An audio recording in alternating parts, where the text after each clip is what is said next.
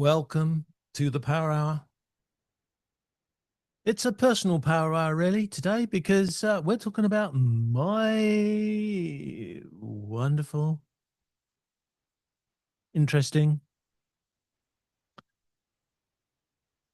cheapest chips setup. I have done a little investing, as they always say, in some technology, because with the number of shows I'm running, all the effort to produce this stage behind me is fantastic, but it makes it difficult to differentiate between different types of shows. So obviously I need a new stage, and I think I could probably just about squeeze 3 into this space, which would mean moving all the cameras, the lights, and all the other things, or at least making them so they could turn and fit the multiple stages. So this is when I need VizRT, isn't it? I need VizRT's ultimate system that they run their big studio TV productions. But few of us have that budget. So the only real way to simulate multiple backgrounds is to be able to remove the background and replace it with something else. And Mike's wondering if I'm just going to go like that and suddenly it's going to happen. Well, Mike, it isn't. Dear audience, it's not going to happen like that. But I can show you the steps that I've already made towards building that reality and some of the conclusions that I have come to, but are quite humbly ready for people to nudge me, maybe slightly different direction. So I'm relying on you in the comments to help me, because poor Mike can't do it all on his own. He needs some support too, you know. He needs some love. So let's go through the tech first, because this has been interesting in itself for me. Let me give you the problem again as it works in my mind, and then we'll go through the processes and hopefully get some feedback from you guys on what we can do. And I can tell you that it's such a big subject that Mike's already gone for his juice. Yep. I've never known him have to take a drink so early in the show. Okay, so I have put together a few slides for you in PowerPoint and using my PowerPoint app. Mike, don't forget to make me remember the importance of AI in everything I'm doing. And audience, just count how many times I refer to AI. So with the technology of my Extreme ISO by Blackmagic over there, which will allow me to switch my camera to the view from that computer over there with one button.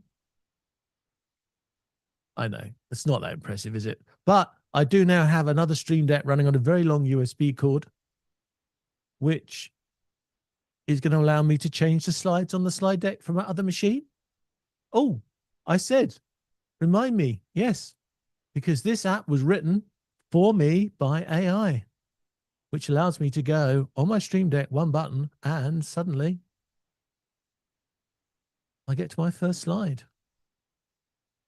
And none of you are impressed, but I promise you I am, because this little app that I've written on my Stream Deck to allow me to control all my slides and remind me which slide deck I'm using, to me, is very useful.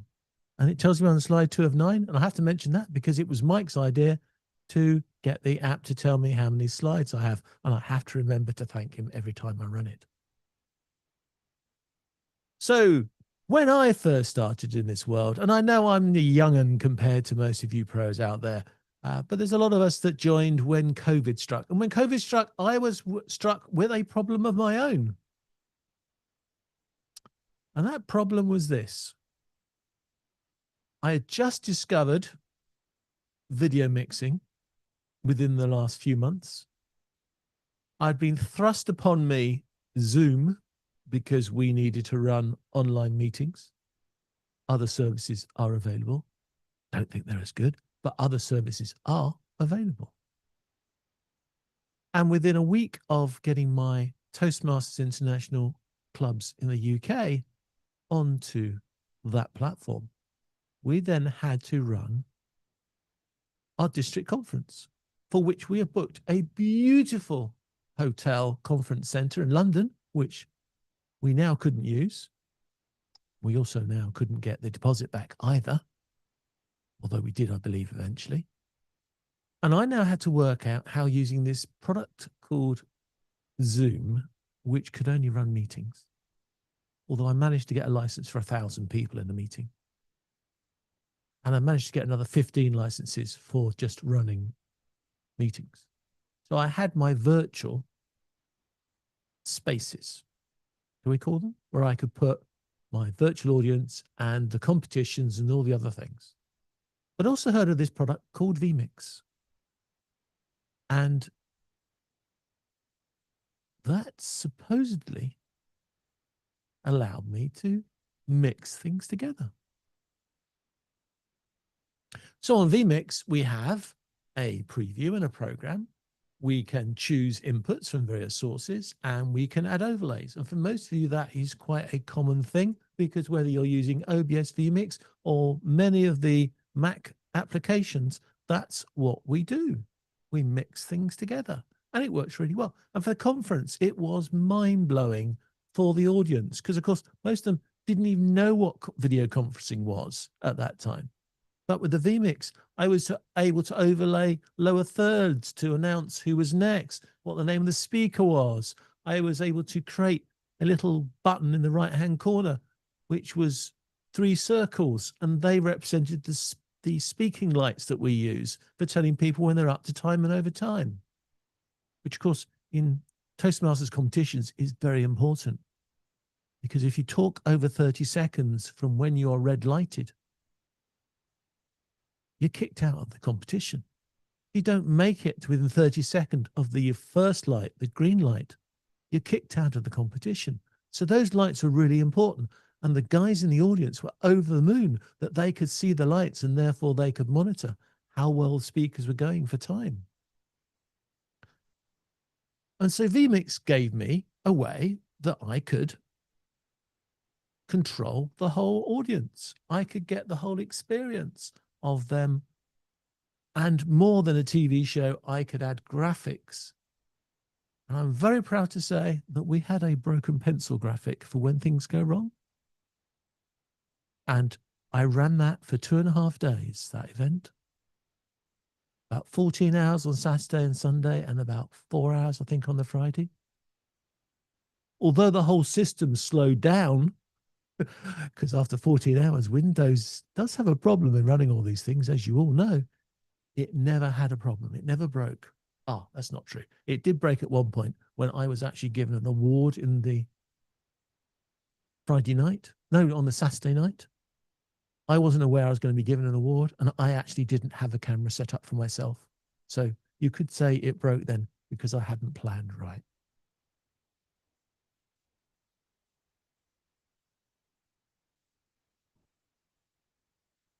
But that was a virtual place and a virtual audience and a virtual stage with lower thirds and graphics, which was fantastic.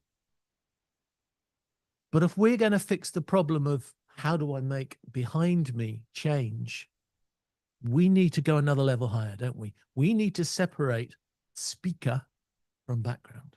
Now, I could pull across my pop-up green screen I've got down me next to me, and I could then take myself into another stage. But I have one big issue, which has got a lot to do with money and why I've gone in the direction that I have gone so far. And that is because of the AI problem we have of memory getting expensive, graphics cards getting expensive. I have a PC over there which is now 2 years old. Maybe it's 3 years old, actually. It looks in good nick, so maybe it's only 2 years old. But it has a 40 series, top of the range NVIDIA graphics card.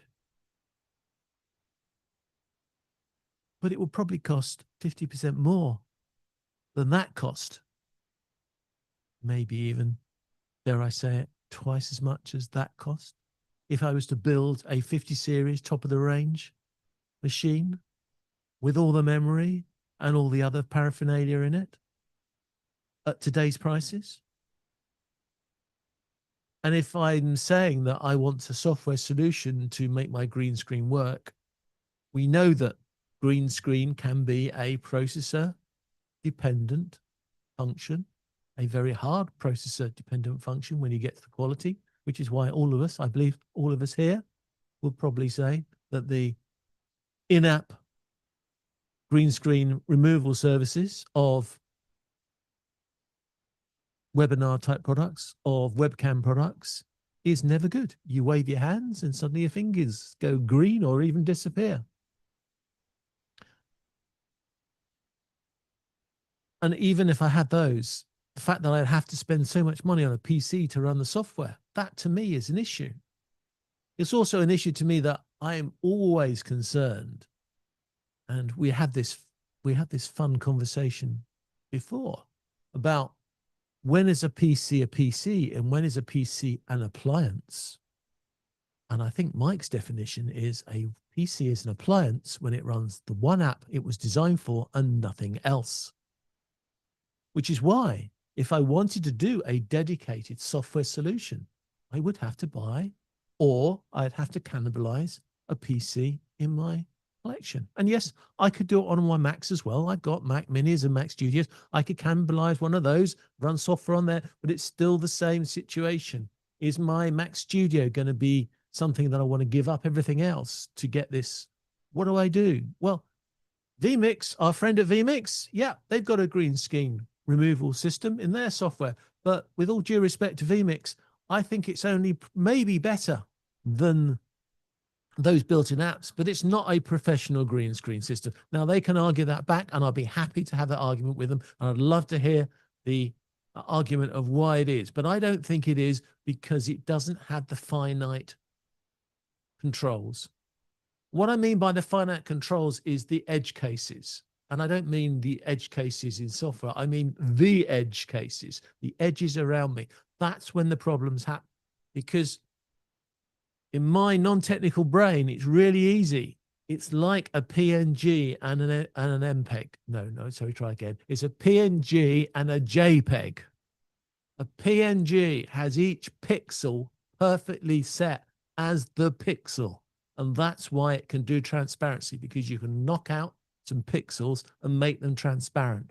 A JPEG is a optimized version of the image. It's used some maths to reduce the content and make the image look good, but reducing the content to reduce file size means in the edge cases, those overlaps between the green screen and what you want to show are going to be merged pixels.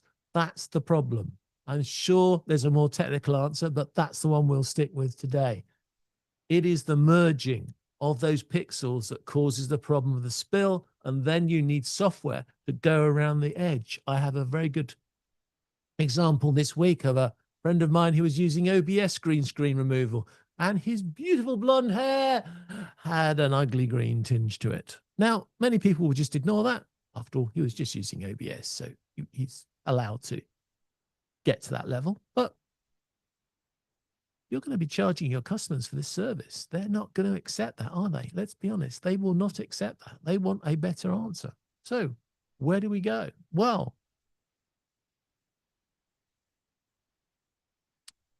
how about a bit of hardware?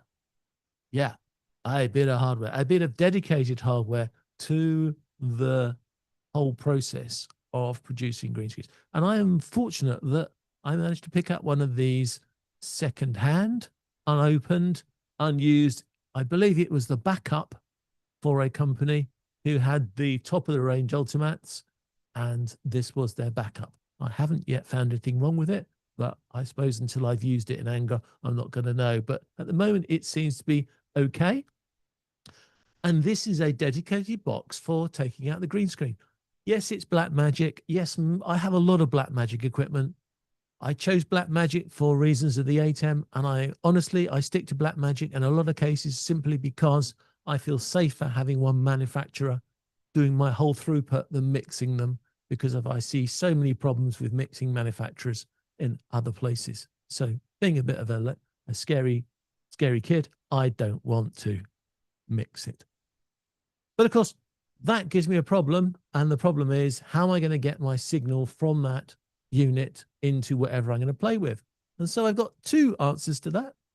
Firstly, this one, which actually doesn't work for reasons we'll go through in a minute. I have a Black Magic card for doing simple capture. And then I have a proper one. This gives me 4 inputs or outputs that I can specify, and I need them, and this is why. And this is why I have also gone for hardware. So the Ultimate gives me 3 outputs. And those 3 outputs allow me to have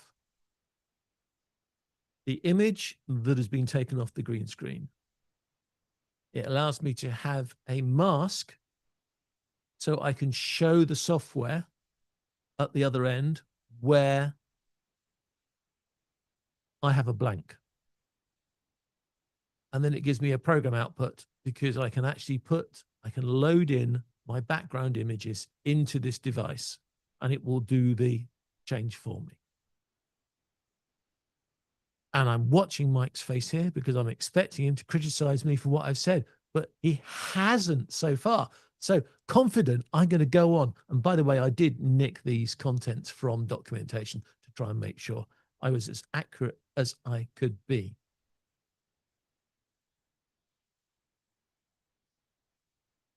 So this is the DIY. This is the DIY as in do it yourself in the box. It removes the green screen. It adds the background. It removes the green spill. It blends the shadows, which is all these edge cases things, and it gives me one video signal complete. So that means, if I've got this right, that box has for me the ability to change this background like that. So I'm not going to do it. I'm going to change this background like that and allow me to be in a different place virtually without moving, because I replace my background with a pop-up green screen.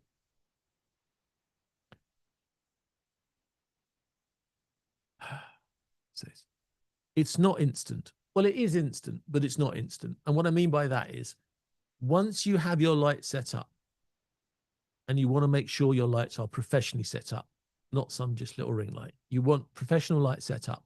You can then go into this box, and there are, and I don't understand them all yet. I'm still trying to get my head around it, but there are lots of little twiddly knobs, virtual twiddly knobs and physical twiddly knobs that you can use to optimize the whole signal, so you can make sure that that edge case works as perfectly as you can for your scenario.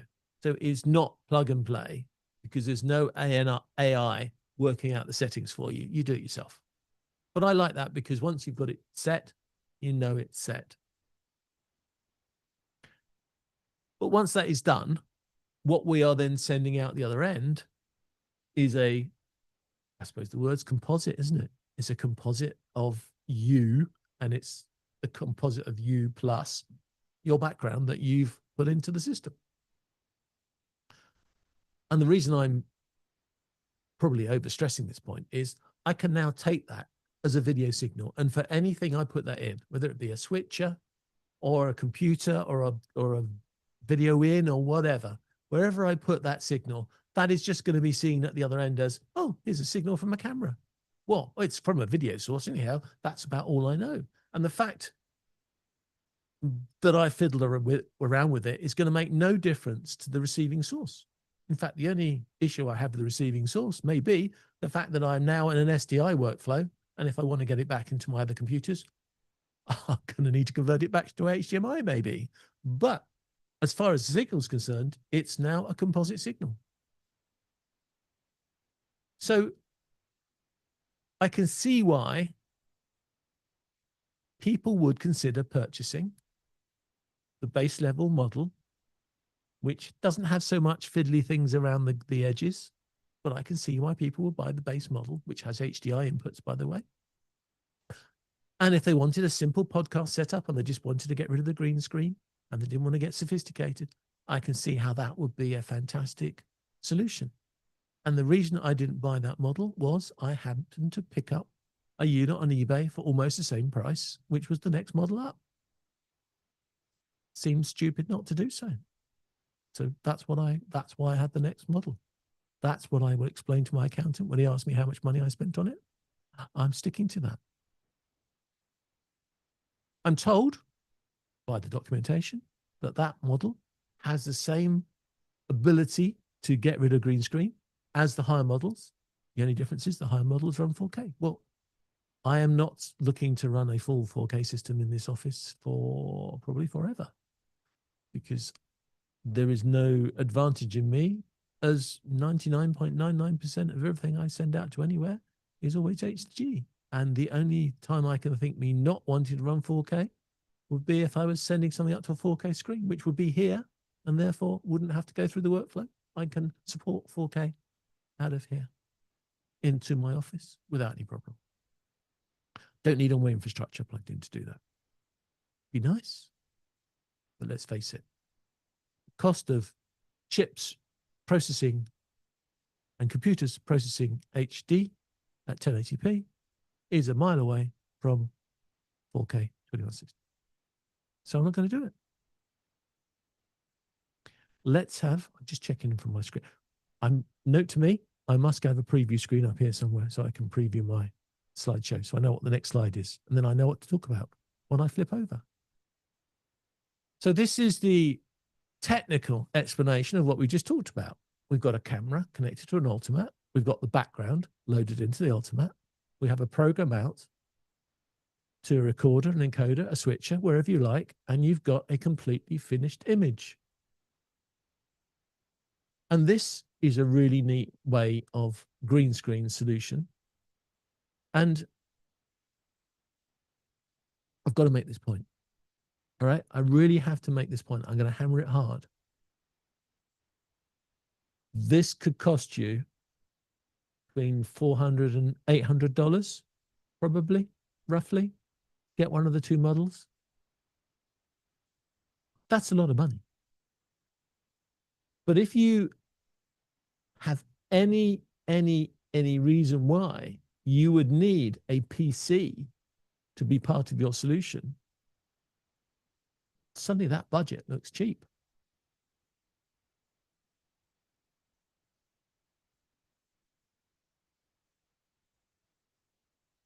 And whether he's nodding or not, we'll have to bring Mike in a minute. But before I do, I will just go one slide further so we've got the whole picture. And then Mike can rip me apart and improve my setup for me. The other option is the funny option.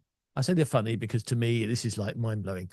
The funny option is you put the camera into the Ultimat, and then the Ultimat doesn't do your green screen processing for you all the way. What it does is it takes away the green screen, and then it gives you two outputs. It gives you a fill output, which, if I get it in the right order, is the output of you with the background removed, the green screen, and a matte output, which is like a black and white version of that output, so that the system that receives those two signals will now know which bit is where you are, and it can use the matte to work out which bit it needs to provide backgrounds.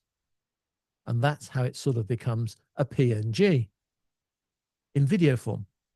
So the switcher, as it says there, performs the final keying. Sorry, this is very unprofessional to read slides, but I want to make the point.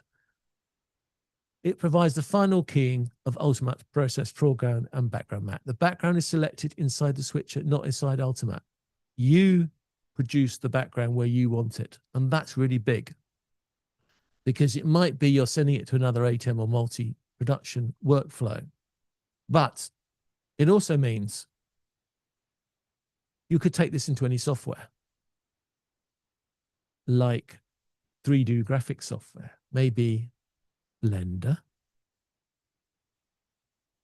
or maybe some 3D production software that does games. And you could now drop yourself in because you now have the mat to tell it where the background needs to come in. And you are now a 2D object in a 3D world. That 3D world could be a 3D world like games, or maybe you could build a impressive 3D structure, which is your show, and then drop the 2D version of you into that particular structure.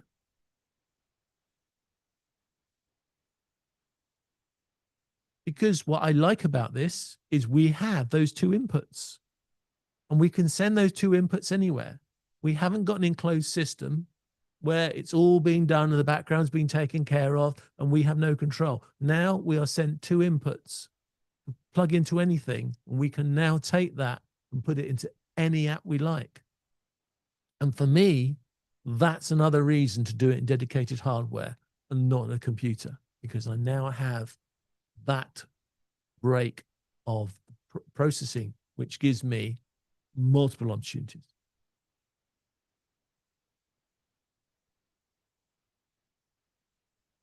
And that's,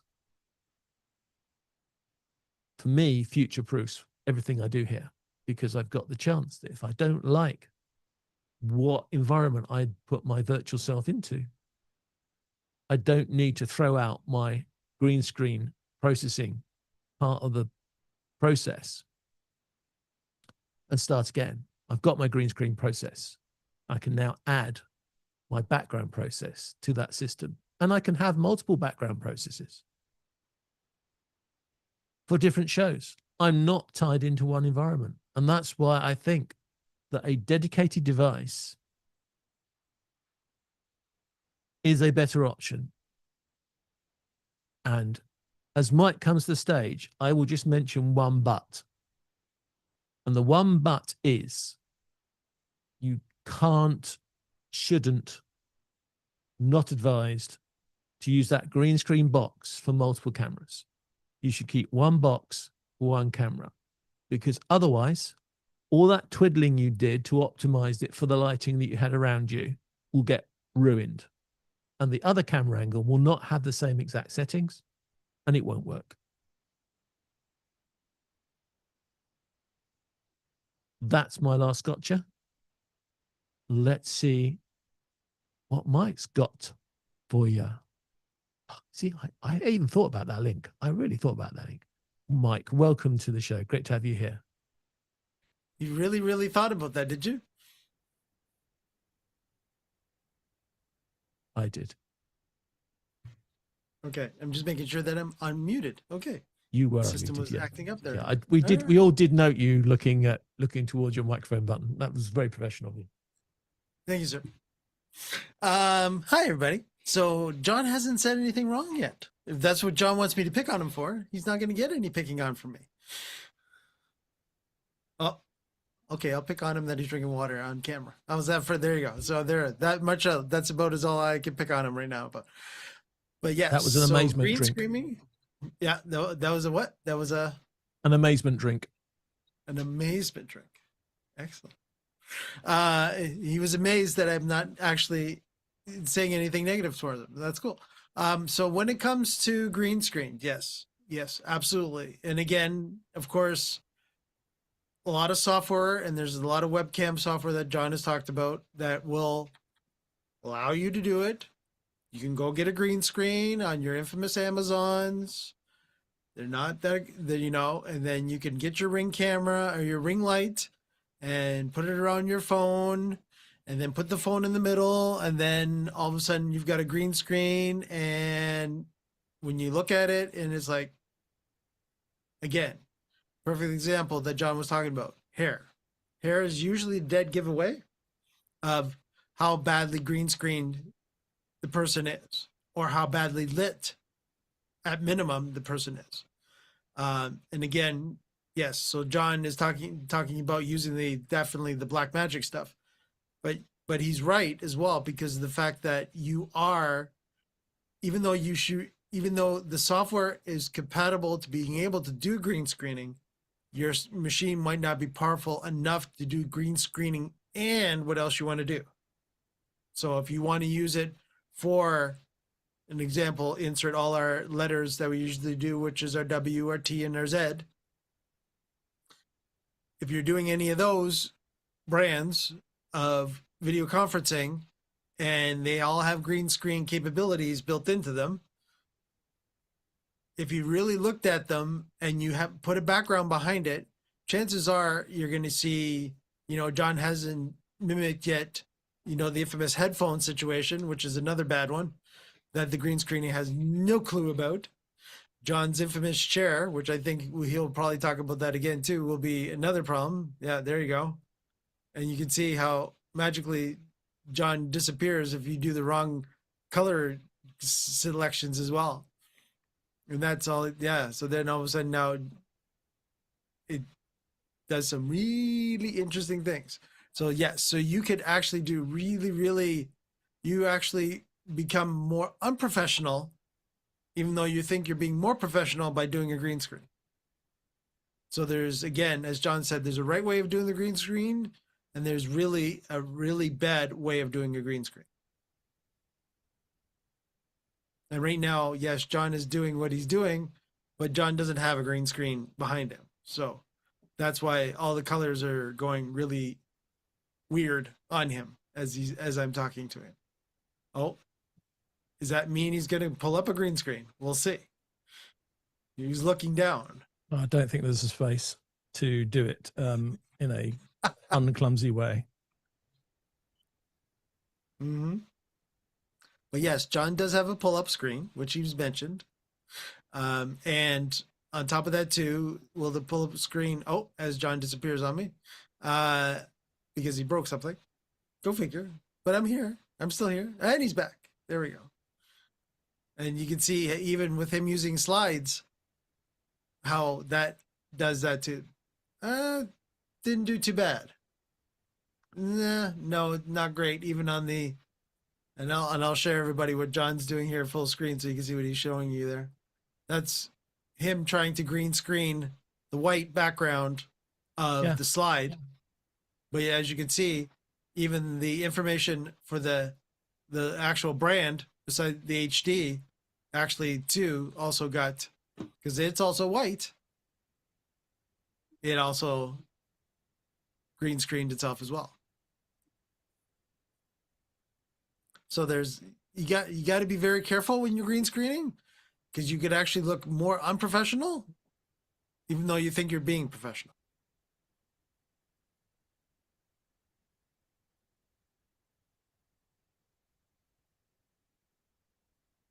And I've let So that's it. speechless. Yeah, So that's it. That's what I've done. But I feel so far justified in my practice.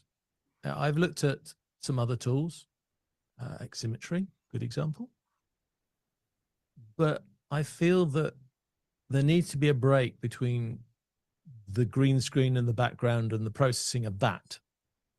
Yes. And then what you put back into it. Yeah. So I've got some tricks for you. I've got some suggested tricks for you. You can't, as we said, you can't have a device that will do all the screens for you. Oh, you can. Okay. So, but it's, it's way out of your budgets, guys, because you need AI. And if you're thinking of running 4K at 60 frames a second, because that's where you all guys want to be, do you really think it's going to be inexpensive to have a AI running to process a 4K video feed at 60 frames a second? No, it's going to be ridiculously expensive and really complicated and probably not perfect either. Mm-hmm. Yeah. But if you have yourself on a big stage, so if you've got a wide shot of the environment and you're a small character, you could probably get away with the lesser quality green screen products at that distance, because it's the edge cases that we say that give you away. And if you're a small thing in a big stage, the edge case is probably going to get squashed down to no size at all. So if you can keep your close up to your dedicated box, you may be able to get away with further away shots that have the problem because they got lower spec green screen removal, but because you're smaller on the stage, it won't be so obvious. And that's where I think you can compensate, cheat, or whatever phrase you want to use to do it. Yeah. Because I don't want to go, I don't want to go away from multi-camera, but I'm not going to buy a green screen converter for every multi-camera. Right. But again, this is what, if you're in the big boy studios that have green screen all the time and you have the multiple angles, 9 times out of 10, that's what they're doing, is they've got multiple of those machines that John has shown. Chances are in the 4K realm, but multiples of those machines anyways, that are, every camera needs it. Yeah. And every camera needs to be tweaked. Yep. And it's not such a big issue, because if you've got a proper 4K studio camera, which you maybe spent $3,000, $4,000 or ridiculous dollars on, then to spend $1,000, $1,500, $2,000, I'm trying to remember the prices of it now, for a item that takes away that green screen for you in a box and means you don't have to process it further up the chain, then that's reasonable value. I wasn't going to say cheap, because at that price, nothing's cheap, but it's reasonable value compared to your other equipment. If you're using a $800, $1,500, $2,000 camera, then it's more difficult to justify getting a 4K Ultimate to bring you into that world. Maybe you just bring a 1080 version of yourself. Because if you're going to make yourself, even if your final version is 4K, if you're going to make yourself into a smaller item on that big stage, you'll never be in 4K yourself either.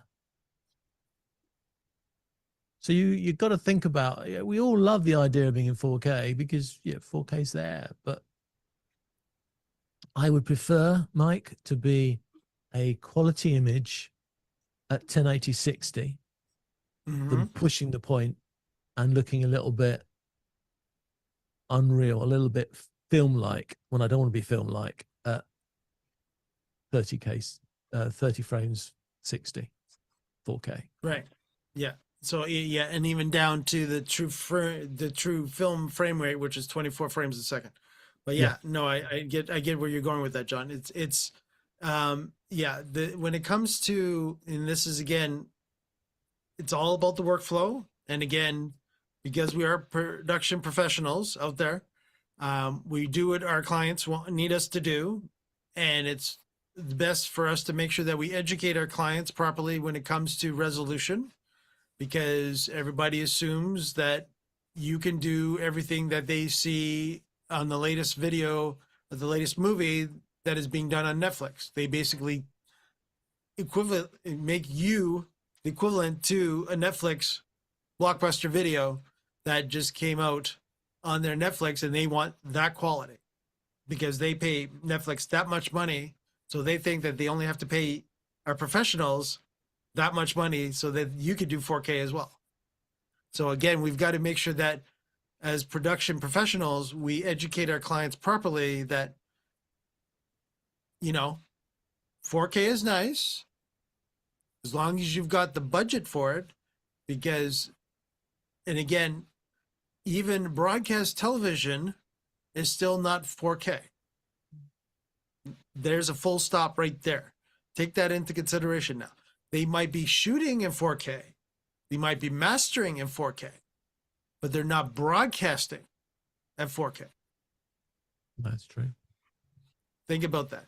And the only real industry that is actually taken on the true 4K 60 frames a second, and even then sometimes only 4K 30 frames a second, is the sports world. So if our production professionals are doing sports, then chances are you may be asked to do 4K. But there's a reason for that. But you'll have a 4K infrastructure, so this wouldn't be such a big issue. And please, the other thing that we haven't mentioned, which I must mention because it's the last note on my list of notes to mention, is post-production. remember what you need to do live and what you need to do in post-production, because you can use AI tools, you can use green screen removal tools in post-production that may take a lot longer to produce, but will produce high quality output, because in post-production, you've got the time. So make sure that your production produces what you need, but don't worry about the post-production, because post-production has got lots of time. You can even remix if you really needed to. But you can have AI post-production tools that work really well. And because you don't need them in real time, they can do it for you. When you get to post-production, then the common video processing tools, I can remember, I can actually, in my mind's eye, see the settings in Premiere. I'm sure it's in the others as well. They have all those spill reduction controls, those minute controls in them. And you can use those in that system. And they will produce a really good output.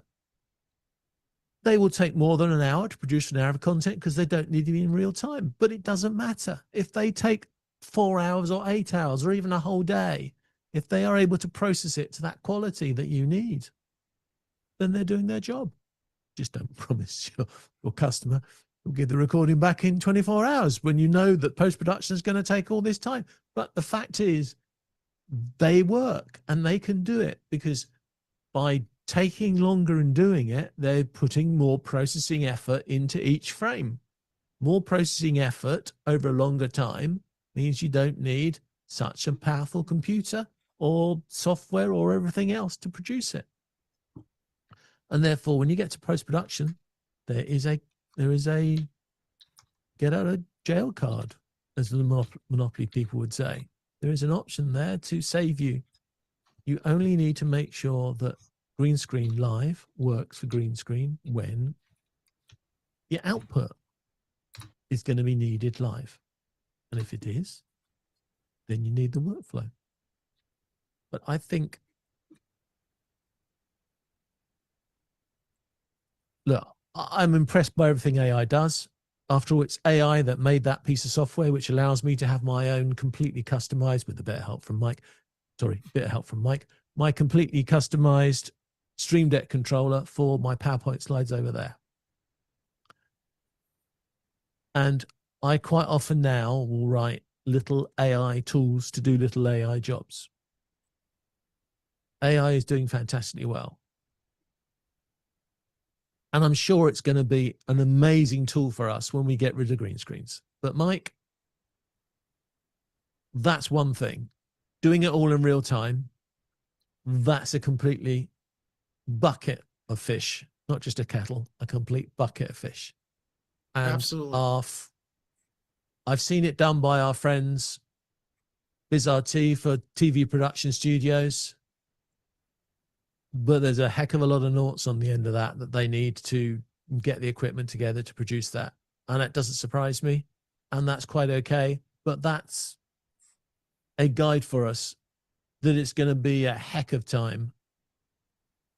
I'm sure it'll happen eventually, but it's going to be a heck of time before you can get 4K production done by AI in real time, especially as they're considering the idea as that I don't need a green screen. The idea is that I would disappear off the frame. And it would take, maybe my chair would be taken out of the frame. And then the AI would take a photo of what's there. And then the AI would make the decision that anything that joins that background would be foreground, and it would take out the background. So it would use AI. I mean, they show this happening at football stadiums. I don't know how clever the AI is. If somebody walking across the pitch behind them while they're doing the interview, what happens to that person? Do they get AI'd out, or they're allowed to walk behind the pitch? These are just sort of the questions that you have when you don't have a straight green screen. What happens when the background is moving, and how is the AI going to process that? And yeah, I've just made the job for AI even bigger. And that's why I really don't think they can help us in real time for as long as I think I probably will be bothered to be involved in this, but we'll see. However, when it comes to post-production and you can set the settings and you can customize the settings and you've got AI as well, that is a completely other world. Right. And two, John, what you're talking about too, when you're talking about AI, again, we're not talking about everybody using an AI system that's remote, because we're talking about actually having a physical AI system in house, right? That is Not so just in important. house. It's got to be here. It's got to be physically in house. It's got to be Yes. inside the chain. Otherwise, we've got those lag problems, haven't we? We Yes. can't afford to send a frame to AI and then 2 minutes later it sends the frame on. We've got to have, virtually no lag situations. I know in the production world we have lags and we try to hide it so the customers don't know they exist.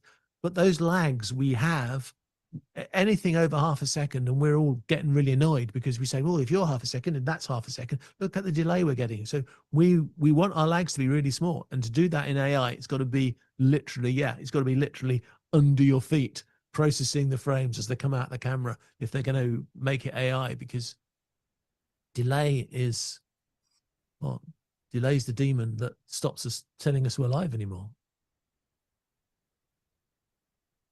Sorry, I got a bit excited. I know, but no, and when it comes to, but that it's so important, John, that either the actual equipment itself has AI in it. So like, you never know that eventually Black Magic could actually upgrade. This is guessing. I'm not saying that this is going to happen, and nor do I have any knowledge from Black Magic, but there is the potential that there could be in a newer version down the road where they now, in that same system that John was showing, now also have AI in there. Definitely. I could see, let's hint them even further, shall we? Because I could see me being able to set the scene, and it'll be lovely to have a bit of AI created by Blackmagic, which could then help me tweak my settings to the optimum performance for their equipment. Right. Yeah, and that absolutely. would be a step forward. Yeah. So you basically sit there and it goes, sit there for 2 minutes. Now I'm going to tweak the whole system for you and at least give you a starting point of all the, as John was talking about, all the little twiddly knobs, getting all those tuned in to at least what AI thinks is good.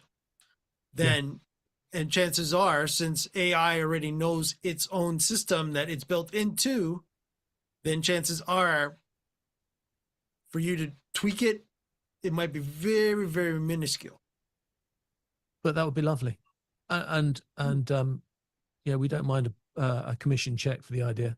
I'm sure they thought of it. I think I'm sure there's something going on there. Yeah. Yeah. Even if it was online, connection, you connected your Ultimate online, and the system, said, now take yourself out of the frame, and then it screen captures, and then now join the frame, and you go back into the frame, and then as you say, it then does all the alterations on the settings and finds you an ultimate setting. I think that would, that would probably increase the sales, wouldn't it? Let's be honest.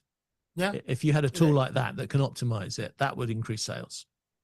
Yeah. And even, you never know, knowing our infamous Black Magic, all of a sudden, all it takes is, it might be just as simple as a firmware upgrade because the equipment's already there, and where they need to just build in, maybe there's enough horsepower underneath the hood that they're not using. Yeah. It doesn't even have to be there. If they can connect the Ultimate to some AI system they got in the cloud that can tweak the settings for you and send the answer back into the Ultimate, they don't even need the AI in the Ultimate. They only need it to communicate to something in the cloud, and they would have an answer. But again, too, this would definitely be needed depending on the complexity, right? Because again, this would be, it would be okay for us doing what we're doing now in the studio. But all of a sudden, if somebody was actually standing and walking around, you'd have to more have that AI then for sure within the physical unit would be my thought. Because again, this is where, again, a lot of graphics, a lot of GPUs, or even the actual GPU chips within the actual chroma key systems, this is what their job is, to all of a sudden, oh, he moved a little bit. Now I have to figure out, every time that you physically twitch or move or anything else, do I need to do something with the green screen portion or not? Right. So that's where Yeah. AI would have to go, look, keep looking every frame, keep still looking. Yeah. Oh, anything exciting? Not yet. Oh, the person just got up. Oh, okay. Now we're doing a lot of stuff. Now all of a sudden the GPU might have been doing next to nothing. So all of a sudden going, hello. It's speaking up like crazy. And all of a sudden now all kinds of processes are happening in the background just to keep up with it. And I've seen even, and I have to do it to my friends at the NHL, is that this is a problem right now for me. I have a tough time. They're not doing green screening per se, but it is a function. It's basically similar functionality that they're doing, which is that they're replacing the advertising on the actual hockey boards on the actual in the rink itself, and they're putting their own on top of it. And when they're panning the camera and such, I can actually see that the system that they're using is not keeping up and it's actually starting to stutter. So you can imagine this is a high-end hockey sports game and the camera is forever panning this way and that way. And yes, John is right. How many cameras are they doing that on? One. Could they afford putting that on their 16 cameras for them to do that? No. As soon as they go to another camera, you see the local advertising on the boards. And that's the NHL. There's no standard, is there? There's no standard for a video feed with a transparent background. There's a standard for video playing. There are certain video formats that you can play, like MOV, which have I suppose it is a lossless type output where you can have a background. So they are the video supported version of the PNG. But I don't think there's any video signal that anyone's playing with which has the ability to send the signal as a transparent background, which is why on the Ultimate you've got a matte output and you've got a video output, because the video output can't hold transparency. Right. It would be more of there are protocols. Do you think this is a missing link that we should maybe with all these people talking about 21p and all these other MXL protocols, all these other protocols that we can't talk about because they haven't been decided yet, but all these new protocols that are coming out, do you think there is a place for a protocol that allows you to send out a big video signal with a transparency? Would that be useful to the market? Interesting. When it comes to what I'm currently involved with and currently know about, and some things I can talk about and I can't, the possibilities are there to have certain protocols actually send your key and your fill. So as Johnny explained before, you could, but again, it would not be, so they basically could be IP based key and fill video you send feeds, them together. They're still independent. Yeah. Which you would still need to be independent, just like the Ultimate has. In theory, you could, with a protocol, but the protocol itself isn't really understanding that it's a key. You'd still have to you'd still need the Ultimate to split everything. That's my problem. That's my problem and my question to you, because I can understand why you want the key and the fill to be separate signals, because the whole infrastructure, all the software and everything that receive it expects the two separate signals as a key and fill, because that's how they process the data. But what I'm suggesting will always is be the cleanest if you have a key and a fill. Yeah. But what I'm suggesting is, should there not be a protocol that allows the key and the fill to be sent together, so you don't get any latency, you don't get any signal, you don't get any, issues with one signal getting to the system, especially when we're going to the IP world, one becoming a frame ahead of the other, because a frame out would just be disaster, wouldn't it, for those two key and fills? Yes. Yes. So so basically what John is talking about is that the protocol itself would basically, again, depending on the encoding side and the decoding side. So this is the important part, right? The video always gets encoded and then gets decoded in one way or another. You might not think of it that way, but there's always going to be some processing done to a video, and there's always going to, and that other end is going to have to know how to unprocess that processing, right? Without getting into really high end stuff. That's the easiest way of saying that. So the other way of what John is talking about too is that, okay, so now I've got the key and the fill. Can I actually combine those two into their own video channels and send that down simultaneously down one connection, and then at the other end be able to go, okay, yeah, that's video channel 1, that's video channel 2, pop it out of that one connection, and then do with it as I please. Yep.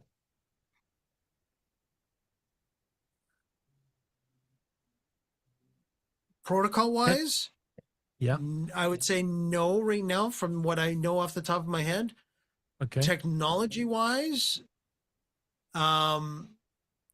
potential, because that would take me into the days of where we used to have high def and standard def being sent down the same pipe, right? Yep.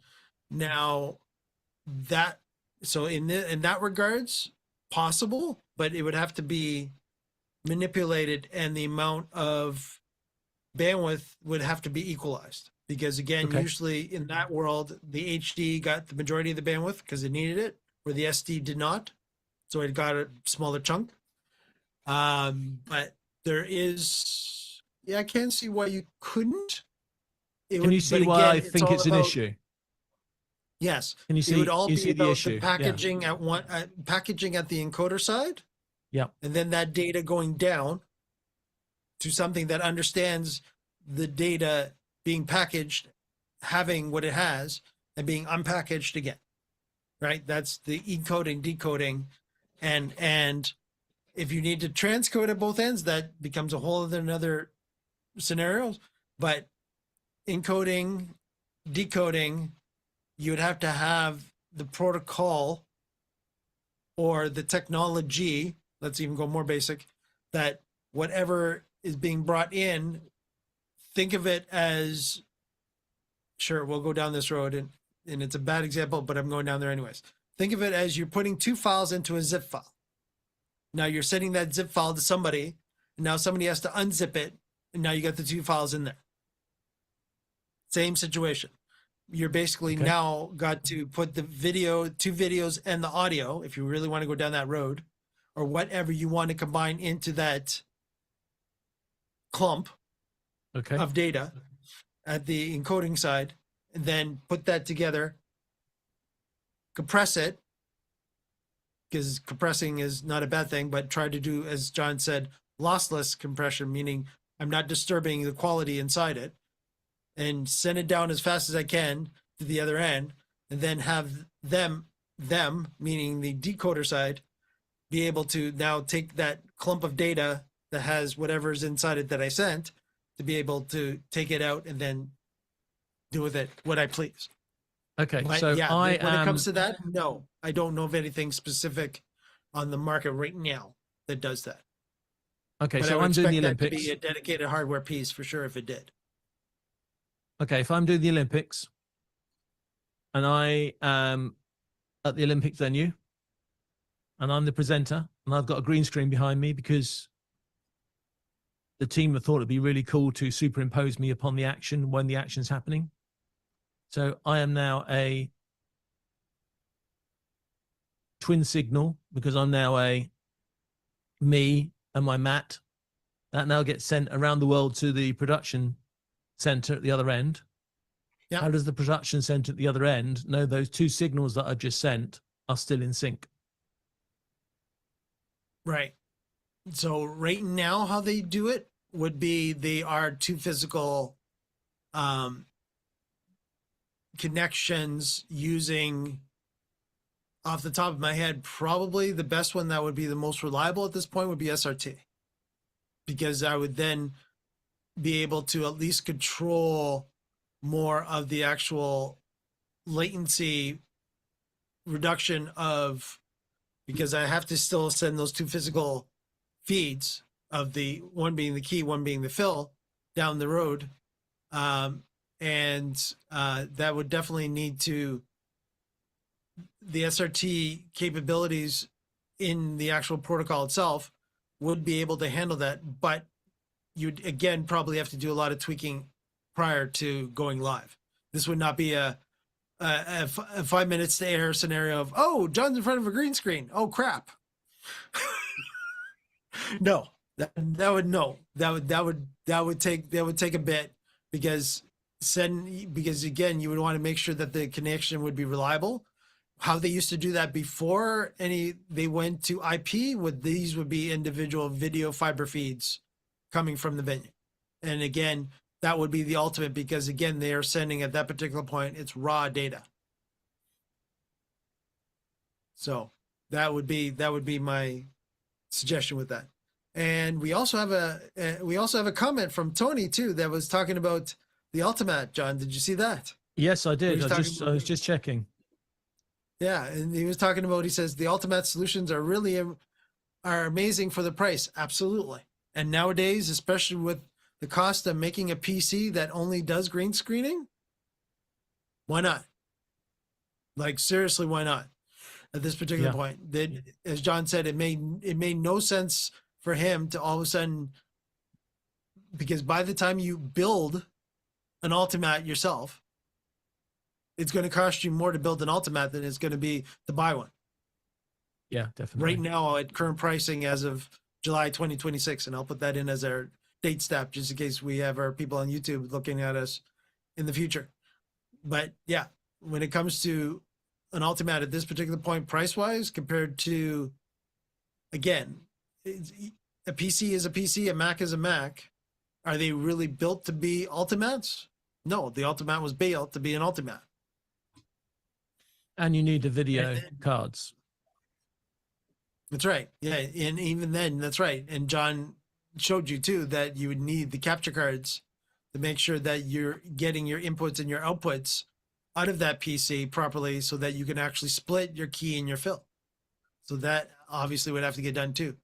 And yeah. Let me show again, just to remind everybody what we're talking about. You would need at least this guy that John's showing. And Tony also made a comment too. He said, even the HD Mini, which I'm assuming he's talking about the A10 Mini Pro, which I'm running today. Absolutely. Yeah. Now again, you've got to take into consideration that it is the A10 Mini Pro. Is it the Ultimat? No. The Ultimat is whatever chip that is being in the A10 Mini Pro technology-wise is similar technology, because it's Blackmagic technology. But the Ultimat is so much more superior, where the A10 Mini Pro controls. Yeah. Much finer controls, hasn't it? It's got more settings that you can tweak. And again, it's not bad though, is it? I mean, it is, when you compare it to things like, the green screens that you have for, camera apps that have green screen removal, and all the, Zoom Teams, they've all got some green screen removal things, but it's all in software. And as you said earlier, Mike, it's dependent on the machine you're in. The machine you're in's got to do the green screen removal. It's still got to run the app that you gave it to start with.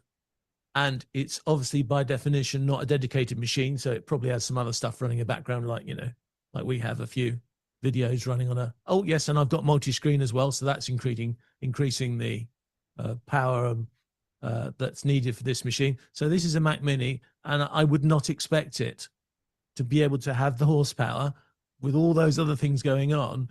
I wouldn't expect it to have the horsepower left to be able to do more than a decent, a reasonable job at green screen. It's not going to have the finite controls. And the Blackmagic devices don't have the finite controls either. But yes, they've all got some basic green screen built in them. But that's where I said, if you've got a longer shot where there's not going to be so much spill problem because you're going to be a smaller image, that's when I would use the Blackmagic.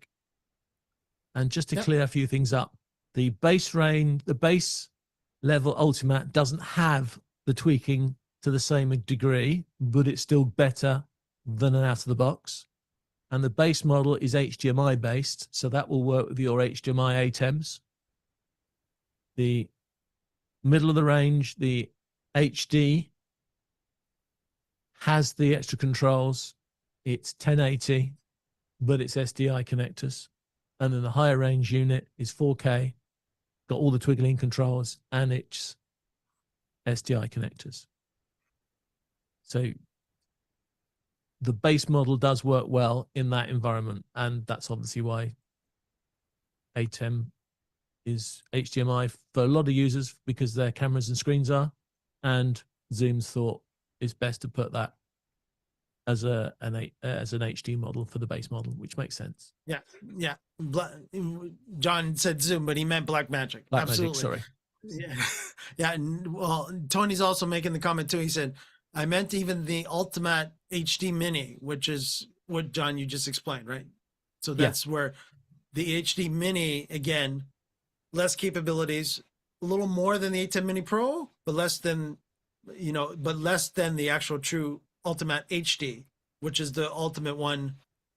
There's a reason for that. The ultimate one to actually have the capabilities that a lot of the professionals will go into, because they won't necessarily know the environment itself may be all over the place, right? Exactly. And the examples show you that they're thinking that way, because when they do the example for the base level machine, they talk about scenarios with podcasting.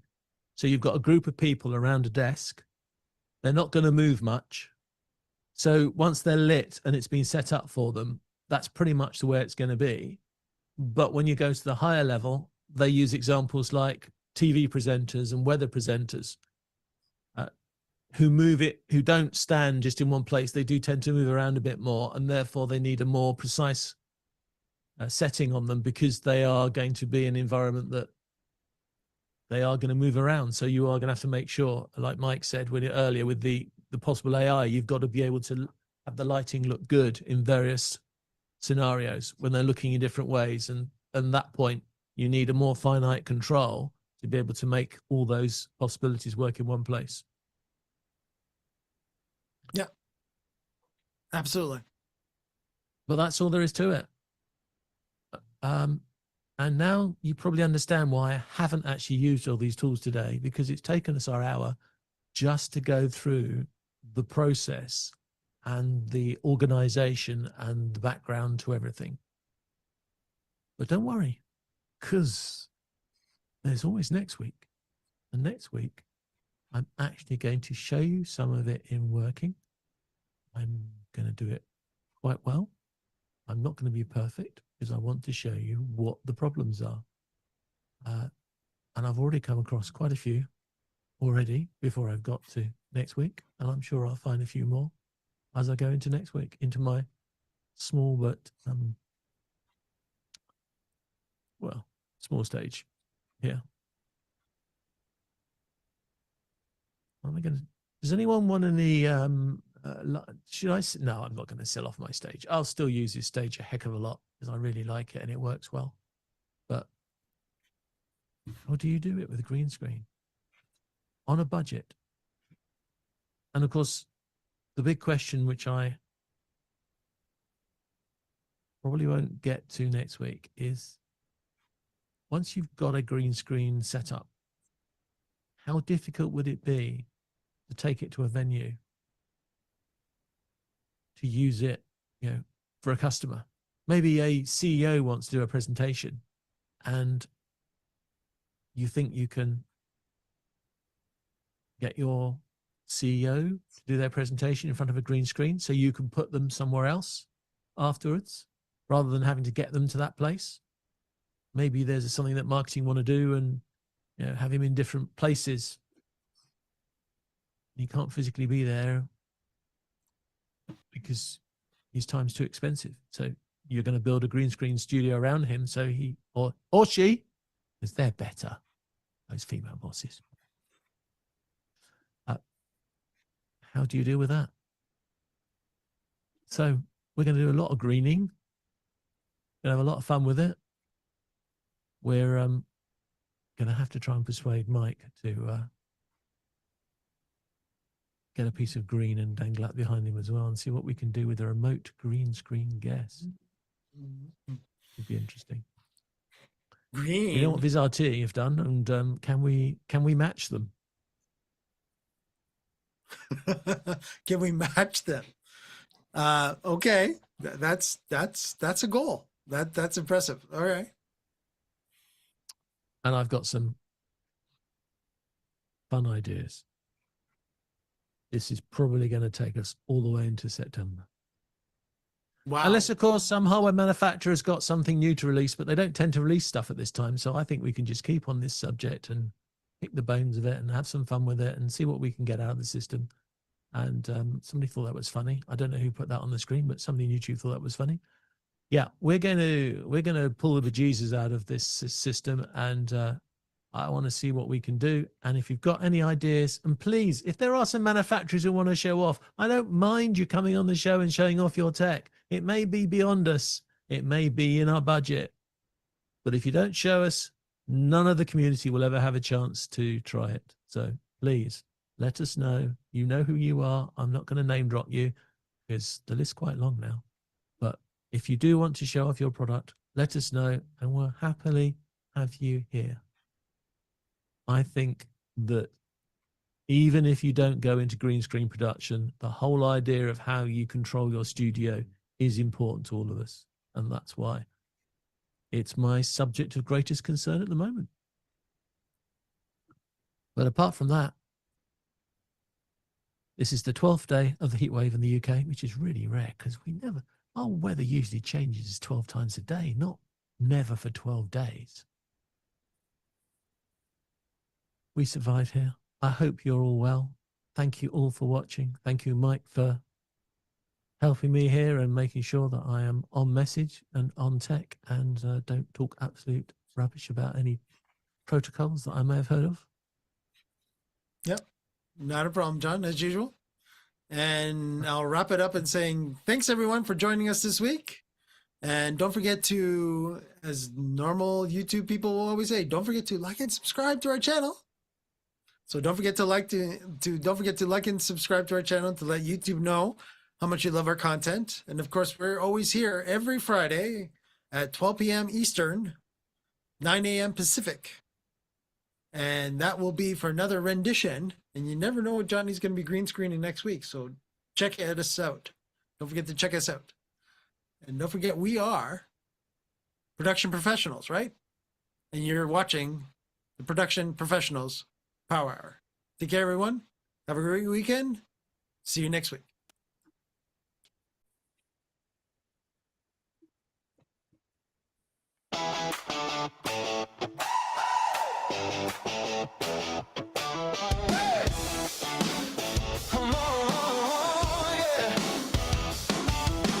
Lights go up and the cameras roll. Voices clear and we're in control. Screens are live and the signals flow. Welcome to the place where the pros all go.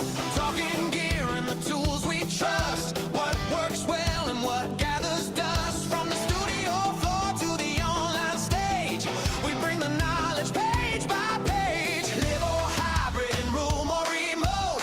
Every shot and every note. Better systems, sharper sound. This is where the best is found. It's the Production Professionals Power Hour. Building better shows with skill and power. Live hybrid, online too. Sharing what the experts do. Hardware, software, tested live. Helping every production thrive. Step inside the futures now. Welcome to the Power Hour.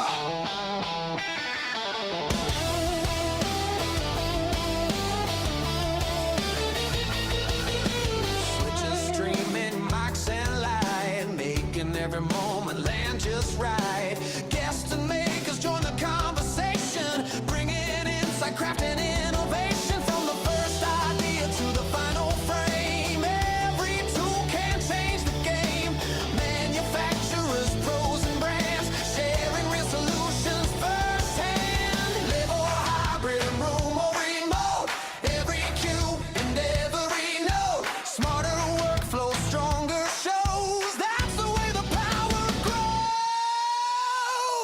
It's the production professionals, power